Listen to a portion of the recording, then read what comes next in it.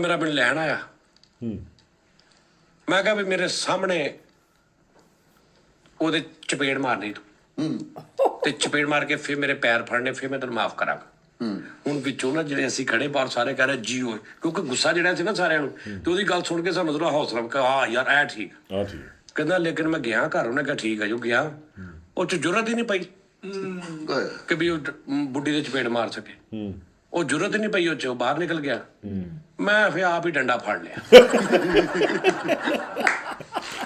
ਜਾਨੀ ਵਾਸ਼ਾ ਮੈਂ ਉਹਦੇ ਲੱਕ ਸੇਕਦਾ ਉਹ ਪੁਲਿਸ ਨੂੰ ਫੋਨ ਕਰਤਾ ਮੈਨੂੰ ਪੁਲਿਸ ਫੜ ਕੇ ਲੈ ਗਈ ਪੁਲਿਸ ਫੜ ਕੇ ਲੈ ਗਈ ਮੇਰੇ ਤੇ ਪਰਚਾ ਹੋ ਦਰਖਾਸਤ ਹੋ ਗਈ ਮੈਂ ਕਿਹਾ ਦਰਖਾਸਤ ਕੀ ਹੋ ਗਈ ਕੀ ਸਬੂਤ ਸੀ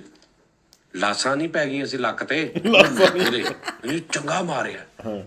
ਤੇ ਕਹਿੰਦਾ ਮੈਨੂੰ ਪੁਲਿਸ ਵਾਲੇ ਨੇ ਪੁੱਛਿਆ ਵੀ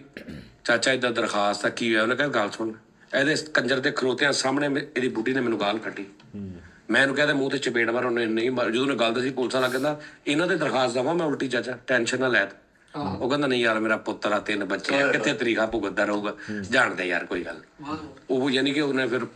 ਯਾਨੀ ਐਸੀ ਸਟੋਰੀ ਯਾਰ ਉੱਥੇ ਬੰਦਿਆਂ ਨੇ ਸਾਜੀ ਮੈਨੂੰ ਉਹ ਬਾਬਾ ਸਹੀ ਲੱਗਾ ਜਿਹਨੇ ਤੁਹਾਨੂੰ ਇੰਜ ਚੁੱਕ ਲਿਆ ਓਏ 74 ਸਾਲ ਦਾ ਬਾਬਾ ਫੈਸਲ ਓਏ ਤੈਨੂੰ ਇੰਜ ਲੱਗੇ 22-24 ਸਾਲ ਦਾ ਜਵਾਨ ਮੁੰਡਾ ਵਾ ਤੇ ਲਾਫਟਰ ਹੋਏ ਤੇ ਜਿੰਨੀ ਦੇਰ ਅਸੀਂ ਖਲੋਤੇ ਰਹੇ ਹੱਸਦਾ ਹੀ ਰਿਹਾ ਉਹਦੇ ਚਿਹਰੇ ਤੇ ਉਹਨੂੰ ਕੋਈ ਮਾਯੂਸੀ ਨਹੀਂ ਕੋਈ ਗੱਲ ਨਹੀਂ ਕੋਈ ਬਾਤ ਨਹੀਂ ਕਹਿੰਦਾ ਮੈਂ ਹਰ ਪਲ ਜਿਹੜਾ ਜੀਣਾ ਨਾ ਮੈਂ ਆਖਰੀ ਸਮਝ ਕੇ ਜੀਣਾ ਕਿ ਮੈਂ ਸੁਬਾਹ ਮਰ ਜਾਣਾ ਮੈਨੂੰ ਕਹਿੰਦਾ ਕਾਹਦੀ ਟੈਨਸ਼ਨ ਤੇ 15 ਸਾਲ ਹੋ ਗਏ ਸੀ ਵਿਚਾਰੇ ਉਹ ਹਰ ਪਲ ਕਹਿੰਦਾ ਮੈਂ ਆਖਰੀ ਸਮਝ ਕੇ ਜੀਣਾ ਤੇ 74 ਸਾਲ ਦਾ ਹੋ ਗਏ ਉਹਦਾ ਆਖਰੀ ਪਲ ਨਹੀਂ ਆਇਆ ਆਖਰੀ ਪਲ ਉਸਤਾਦ ਜੀ ਫਿਰ ਉਹ ਬੜਾ ਮਤਲਬ ਡਾਂਸ ਵੀ ਕਰਦਾ ਸੀ ਭੰਗੜਾ ਟਾਈਮ ਉਹ ਮੈਨੂੰ ਉਹਨੇ ਇੰਜ ਕਰਕੇ ਚੁੱਕ ਲਿਆ ਫੈਸਲ ਉਹ ਯਾਰ ਉਹਨੇ ਮੇਰਾ ਗੁੱਟ ਫੜਿਆ ਮੈਨੂੰ ਇੰਜ ਲੱਗੇ ਮੇਰਾ ਉਹ ਬਾਂਗ ਚ ਬਾਂਹ ਆ ਗਈ ਮੇਰੀ ਇੰਜ ਹੀ ਕੀਤਾ ਉਹਨੇ ਉਹ ਬਾਬਾ ਜੀ ਦਾ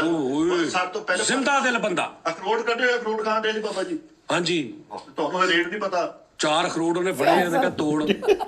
ਉਹ ਭਾਈ ਉਹ ਸਹੀ ਜ਼ਿੰਦਾ ਦਿਲ ਬਾਬਾ ਸੀ ਉਹ ਵਿਚਾਰਾ ਬਾਬਾ ਤੇ ਉਹਨੂੰ ਕਹਿਣ ਨੂੰ ਦਿਲ ਹੀ ਨਹੀਂ ਕਰਦਾ ਬਾਬਾ ਤੇ ਹੈਗਾ ਹੀ ਨਹੀਂ ਸੀ ਉਹ ਤੇ ਜਵਾਨ ਜਾਨ ਸੀ ਹਾਂਜੀ ਹਾਂਜੀ ਫੈਸਲ ਨੂੰ ਗੱਲਾਂ ਲਾਉਂਦੇ